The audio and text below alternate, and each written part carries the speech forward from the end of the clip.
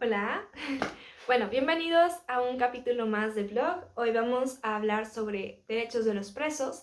Básicamente, bajo la pregunta, ¿debería tener el gobierno la capacidad de limitar los derechos a ciertas personas o no? Escogí este tema porque había estado escuchando las noticias de Bukele y los maras y también un poco sobre el cambio de sistemas judiciales en México. Me pregunté, bueno, ¿qué tan correcto, necesario, justo es que haya cárceles y que el gobierno gobierne estas cárceles? Entonces, pues vamos a ver argumentos a favor y en contra y finalmente les voy a dar mi opinión personal. Investigando encontré 3 argumentos a favor, que básicamente los ideó Jeremy Bentham, que parece ser una institución en cuanto al tema de las prisiones.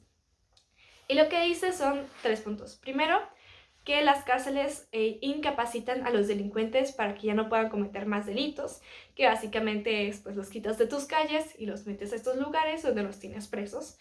Y pues sí, es un método de justicia donde es una pena un poco más aceptada porque se considera humanitaria, ya que solamente te quita la libertad, pero pues no hay no hay torturas, ni muerte, ni exiliación, cosas por el estilo. Y pues ahí metes a tus violadores, ahí metes a tus pandilleros, a tus mafiosos y pues todas esas personas que van en contra del bien común. El segundo punto es que es un método de disuasión, básicamente otra palabra para intimidación. No quieres entrar a la cárcel, así que no cometes delitos y el gobierno pues está feliz y contento. Entonces también es otra justificatoria porque al final es algo para reducir como esa idea de que puedes cometer un delito y nada va a pasar. Un castigo pues para darle poder a tus leyes. Y finalmente está la idea más idealizada respecto a la cárcel, que es la rehabilitación. La idea de que tú puedes meter a tu prisionero, le das un tratamiento, le das un seguimiento, lo sacas y puede reinsertarse al tejido social y ser una persona nueva. Bueno, estos son los 3 puntos que básicamente justifican la cárcel, respaldados por lo que sería la ONU y muchos, o casi todos, los gobiernos que hay en el mundo. Pero, ¿qué es lo que pasa? O sea, ¿qué argumentos hay en contra? Bueno, los argumentos en contra son un poco como los argumentos en contra del comunismo. Dicen, qué bonita está tu idea, la verdad sí, pero no funciona. No se logra.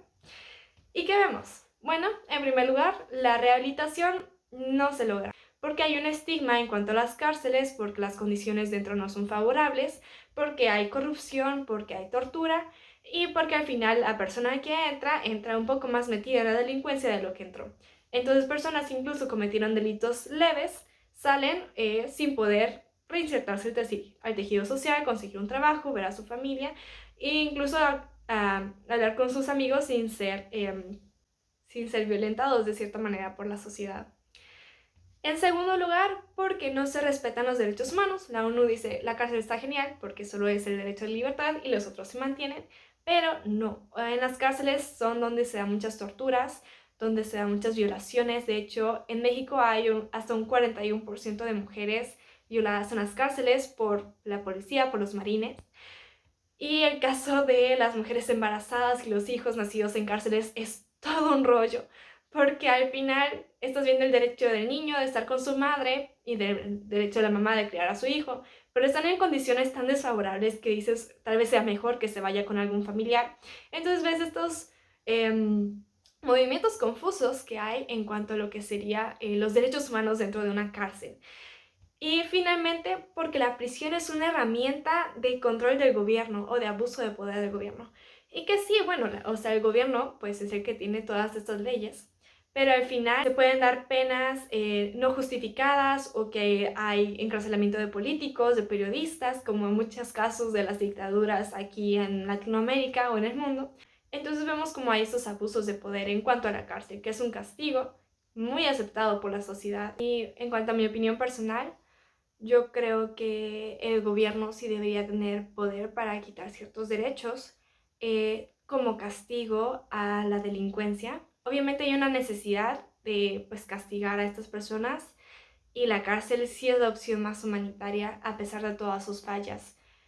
Pero yo estoy a favor de lo que sería el ideal de la cárcel, de lo que decimos mucho, y cualquier herramienta, aunque esté bien pensada, mal implementada, va a estar mal y va a ser una polémica. Muchas gracias por escuchar y espero nos veamos pronto.